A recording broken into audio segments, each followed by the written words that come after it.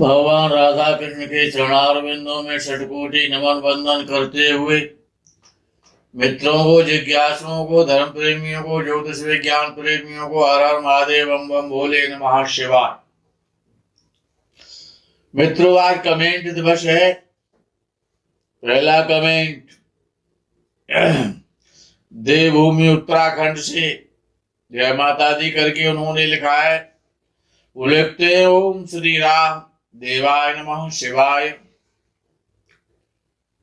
उत्तराखंड वालों, देवभूमि वालों, आपके लिए बहुत बहुत धन्यवाद कमेंट करने के लिए। आगे दिनेश कुमार ने लिखा है कमेंट स्वरूप में, ओम नमः शिवाय। दिनेश कुमार जी, आप सदा चिरंजीवी हों, प्रसन्न रहें। आगे बीना लता ने लिखा है, नाइस वीडियो गुरुजी। शनि की चौथी लोहपा ढैया का आपने श्रवण किया, उसको देखा है, आपको बहुत बहुत साधुवाद। आगे का कमेंट आशुतोष भारद्वाजी ने लिखा है। भारद्वाजी लिखते हैं, गुरुजी, सपने में यदि हमें कोई मंत्र मिले जो हमने कभी लिखा, पढ़ा, सुना ना हो, ठीक है। आगे आपने लिखा है, हमें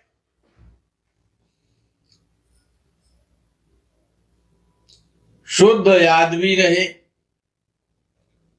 ठीक। जो आपको सपने में मंत्र मिला, किसी ने दिया, वो आपको शुद्ध याद भी रहा जगने के बाद। Very good. आगे आपने लिखा है, सिंपल हिंदी भाषा में 3 लाइन मिली हैं। मंत्र 3 लाइन का है, चलो वो भी ठीक है। तो इस मंत्र का मिलना क्या संकेत देता है?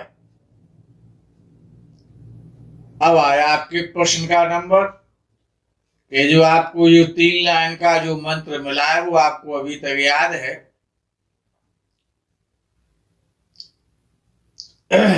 उसका संकेत क्या है, उसका मतलब क्या है, ये आप जानना चाहते हैं। आगे आप लिखते हैं कि हम इस मंत्र का क्या करें।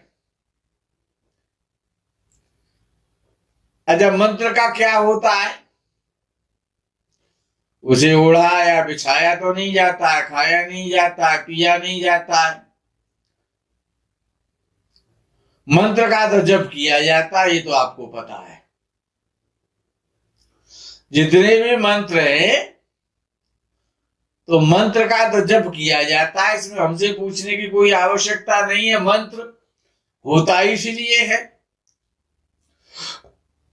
किसी को उसे बांट नहीं सकते, किसी को यदि आप देंगे भी तब भी यही कहेंगे कि इस मंत्र का आप जप करें। आपने आगे लिखा है, अभी तक ये मंत्र मैंने गुप्त रखा है। नमस्कार। आपने मंत्र को गुप्त रखा है,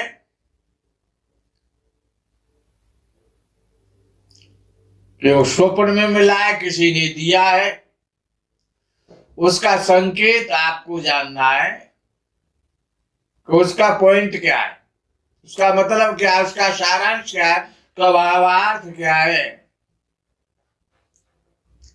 आशुतोष भारद्वाजी,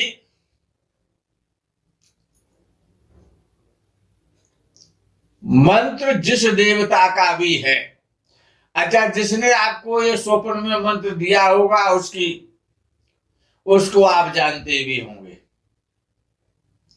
क्योंकि आपकी याददाश्त, जो मेमोरी है, वो बहुत हाईएस्ट है। यदि कोई आपको सपने में कुछ कह दे, वो आपको जागने पर भी याद रहता है।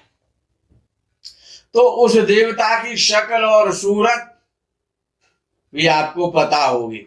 अच्छा, अगर ये भी है कि अगर आप भूल गए हैं तो आपको ये तो याद होगा कि जो मंत्र दिया गया है जो शुद्ध आपको याद भी है, जिसको आपने गोपनीय रखा है, तो वो मंत्र किस देवता का है ये तो आप समझ सकते हैं। तो आप तो ब्राह्मण हैं, भारद्वाज गोत्र से हैं आप तो, और भारद्वाज ऋषि बहुत बड़े बुद्धिमान थे, सप्तर्षियों में है वो तो, सप्तर्षियों में उनकी गणना आती है। तो इस स्थिति में वो जिस देवता का भी मंत्र है उस देवता की कृपा आप पर हो रही है, उस देवता की कृपा से, उस देवता विशेष की इच्छा से जिस देवता का वो मंत्र है वो देवता आप पर प्रसन्न है। उस देवता की साधना करनी चाहिए, उस मंत्र के द्वारा उस मंत्र का जप उस देवता को करें नित्य, और उसको समर्पित उसी देवता को करें। दैवीय कृपा होने वाली है, दैवीय दृष्टि हो रही है, दैवीय कृपा हो रही है, तो दैवीय भक्ति का मंत्र आपको मिला है, उस मंत्र का जप उस देवता विशेष को सुनाए और उसकी कृपा के पात्र बने। नमस्कार। आगे का कमेंट पंकज सिंह का है, लिखा है उन्होंने गुरु जी के चरणों में नमन वंदन। पंकज सिंह जी आप सदा चिरायु हूं, दीर्घायु हूं, प्रसन्न रहें। आगे पंकज जायसवाल ने लिखा है सवाल लाजवाब, सवाल लाजवाब, जवाब जवाब।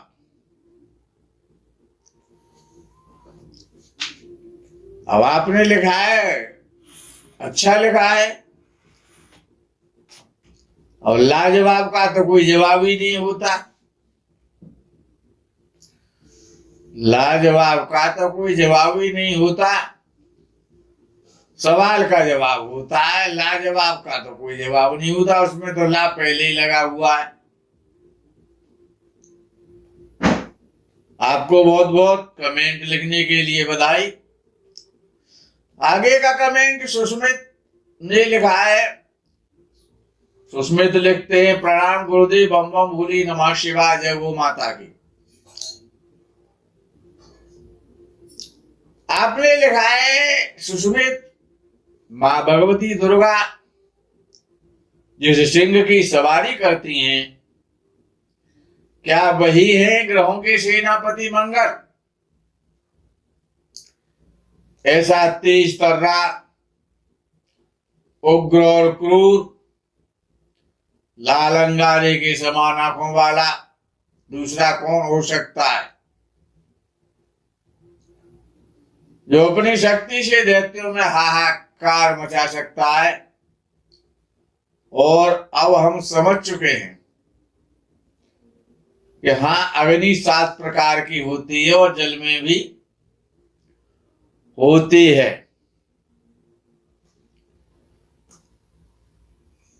आप ही बताने की कृपा करें, क्या मेरा सोचना सही था? सोचना तो अच्छा है, दिशा गड़बड़ है। सोच तो आपकी बहुत अच्छी है,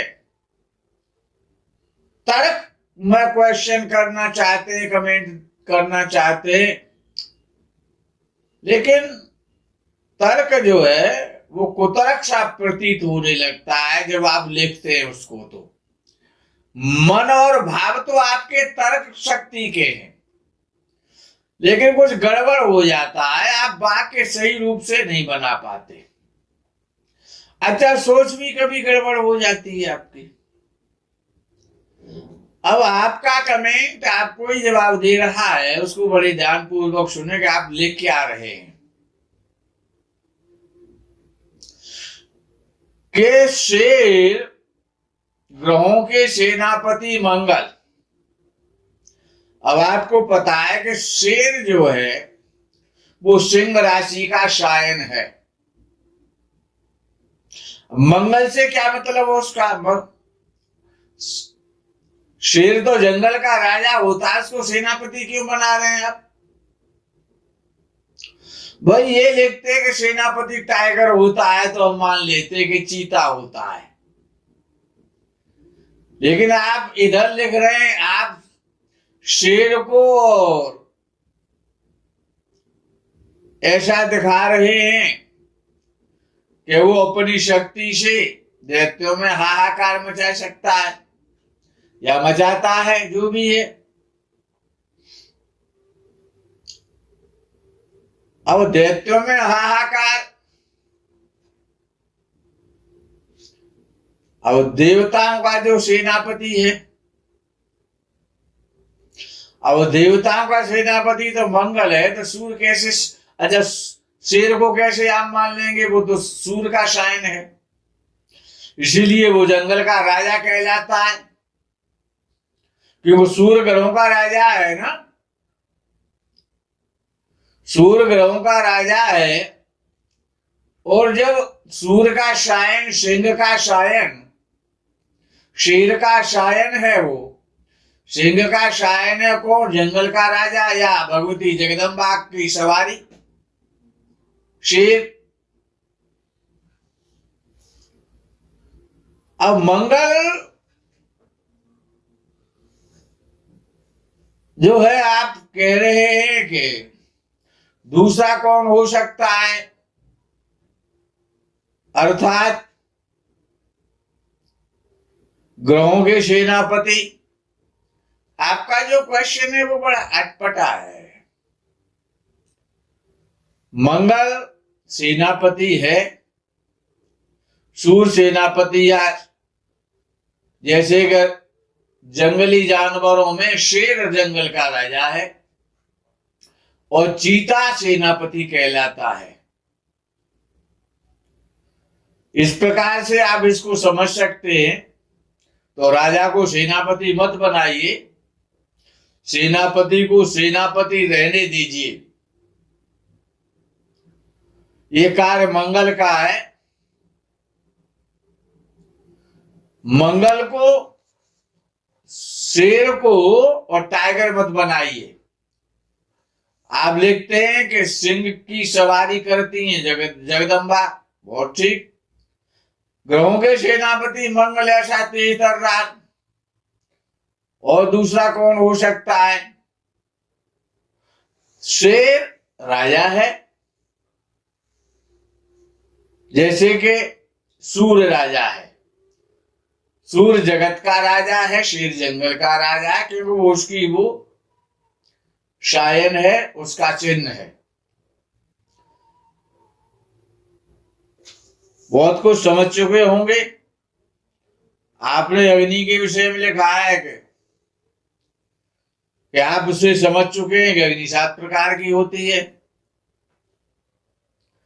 इसीलिए ज्योतिष शास्त्र के साथ साथ अन्य शास्त्रों का अवलोकन आवश्यक है।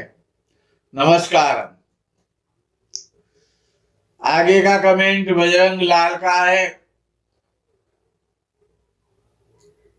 आपने लिखा है कि प्रत्येक दिन केतु काल किस समय आता है?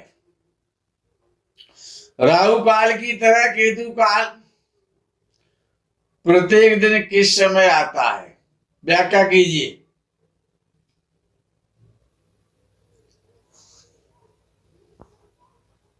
अच्छा, केतु काल आपने कहीं पढ़ा था क्या? भाई राहु काल तो लिखा गया है साउथ इंडियन विद्वानों के द्वारा, और साउथ इंडिया में इसका महत्व है।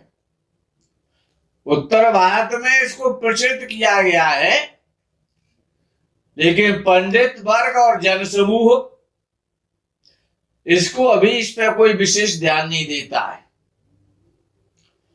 इसकी जो महत्ता है, और विद्वानों ने भी ये कहा है कि राहु काल दक्षिण भारत में प्रचलित है, इसकी वहां पर उपयोगिता है। हमारे यहाँ चौघड़िया का महत्व है। उत्तर भारत में चौघड़िया का महत्व है।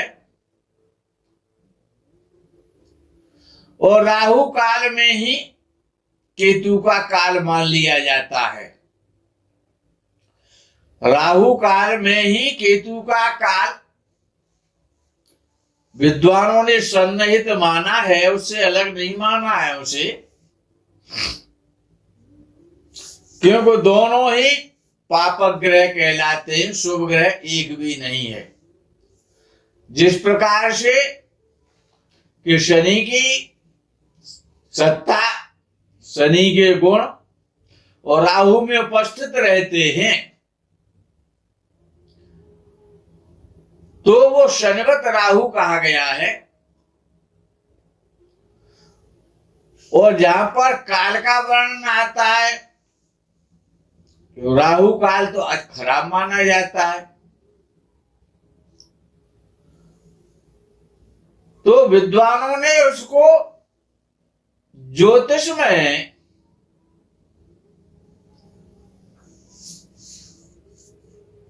और मांदी माना है।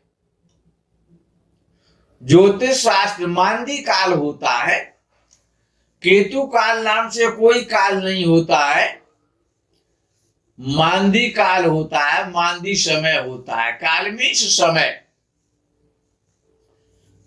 अर्थात मांदी को राहु काल से भी ज्यादा गलत माना जाता है, जो मांदी काल होता है। तो उसे केतु काल नहीं कहते हैं। आपकी कल्पना है, लेकिन कल्पना को विद्वत भाषा में आप चाहते हैं किस समय आता है, तो मांदी का काल अपना काल होता है, और वो उस 24 घंटे में 12 काल होते हैं मांदी के। 12 बार आता है 24 घंटे में, अलग अलग लगनों में अलग अलग वो फल देता है। जैसे 12 घंटे में सूर्योदय से आगामी सूर्योदय तक 12 राशि 12 लग्न भोग कर जाते हैं, इसी प्रकार से मांदी भी स्थान परिवर्तन करता है लग्न के आधार पर। नमस्कार। आगे का कमेंट कोकिला खत्री का है। Start at 9। अब आपने क्या लिखा है तो आपको पता होगा। नमस्कार। विजेंद्र सिंह ने लिखा है, नमस्कार गुरु जी, अपना डेट ऑफ बर्थ भेजा है, बागपत उत्तर प्रदेश से हैं, बहुत परेशान हैं। विजेंद्र सिंह जी, आप अपना जन्म विवरण अपनी परेशानी के साथ हमारे पास भेज दें, व्हाट्सएप पर भेज दें। निःशुल्क कुंडली कार्यक्रम का इंतजार करें, उसमें आपको उत्तर दिया जाएगा। नमस्कार।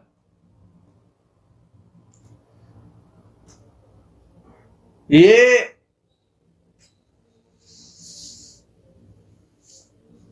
छायर रावल हैं या चायर रावल हैं, उन्होंने लिखा है, गुरुजी अंश अवतार युग कैसे बनते हैं? अंशावतार युग, अंशावतार युग कैसे बनता है, ये आपको वीडियो के माध्यम से समझाने का प्रयास किया जाएगा, क्योंकि ये योग है, वो योग को समझने में थोड़ा बोलने से बहुत समझने के लिए कम से कम 20 मिनट तो श्रवण करना पड़ेगा। कमेंट बहुत अच्छा है, वीडियो बनाएंगे, समय की प्रतीक्षा करें। अंशावतार का वीडियो आपके पास आएगा। आपने अच्छी बुद्धि का उपयोग करके कमेंट लिखा है, इसका उत्तर से सभी लाभान्वित होंगे। अंशावतार नाम का जो योग होता है उसको प्रस्तुत किया जाएगा।